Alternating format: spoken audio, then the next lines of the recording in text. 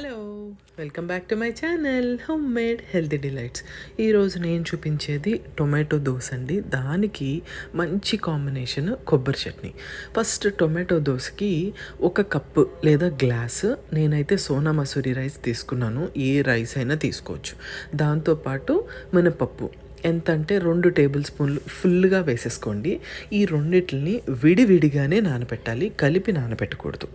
తర్వాత దీనికి కొంచెమే మెంతి గింజలు వేసుకుంటామండి, చాలా కొంచెము. నేను చూపించినంత అయితే సరిపోతుంది మనకి. అది వేసుకుంటాం. దాంతోపాటు 1 లేదా 2 ఎండుమిరపకాయలు కంపల్సరీగా వేసుకొని వీటిల్ని నానపెట్టుకోండి. నానపెట్టేసుకున్న తర్వాత వీటికి ఇప్పుడు టొమాటోలు నేను 3 నుంచి 4, నేనైతే 3 తీసుకుంటున్నానండి. ఈ టొమాటో కొంచెం పుల్లగా ఉంటుంది, అందుకనే 3 తీసుకుంటున్నాను. వీటిల్ని చక్కగా మిక్సీ జార్లోకి తీసుకొని టొమాటోలు, మినప్పప్పు, దానికి కొంచెం జీలకర్ర పడుతుంది, అలాగే ఎండుమిరపకాయలు. వీటికి అస్సలు వాటర్ పోయొద్దండి. టొమాటోల నుంచి మనకి చాలా వాటర్ వస్తుంది కాబట్టి పోయాల్సిన అవసరం లేదు. దీన్ని మంచి పేస్ట్ లాగా మనము గ్రైండ్ చేసుకుంటాం.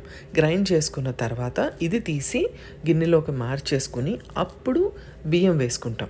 నేను గ్రైండ్ చేసేటప్పుడు నాకు కొంచెం టొమాటో ముక్కలుగా మిగిలిపోయింది, అందుకని నేను బియ్యంతో పాటు వేసేసి దీన్ని అవసరమైతేనే ఇక్కడ కూడా వాటర్ వేసుకోవాలి.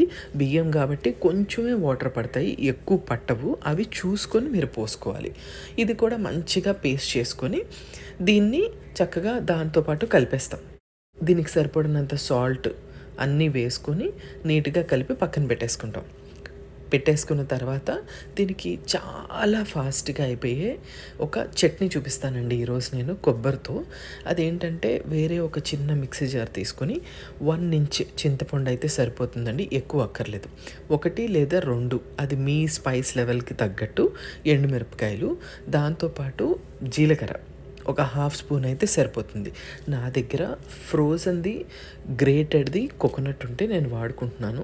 ఫ్రెష్ది ఉన్నా కూడా వాడుకోవచ్చు, ముక్కలున్నా కూడా వాడుకోవచ్చు, ఏం ప్రాబ్లం లేదు. తురవాల్సినంత అవసరం లేదు. ఇప్పుడు దీనికి సరిపడినంత ఉప్పు కూడా వేసేసుకుని దీన్ని కూడా చక్కగా మంచి పేస్ట్ లాగా చేసేసుకుంటాం. చట్నీ రెడీ అయిపోయిందండి. మీకు తాలింపు కావాలి అంటే వేసుకోండి, నేనైతే వేయలేదు.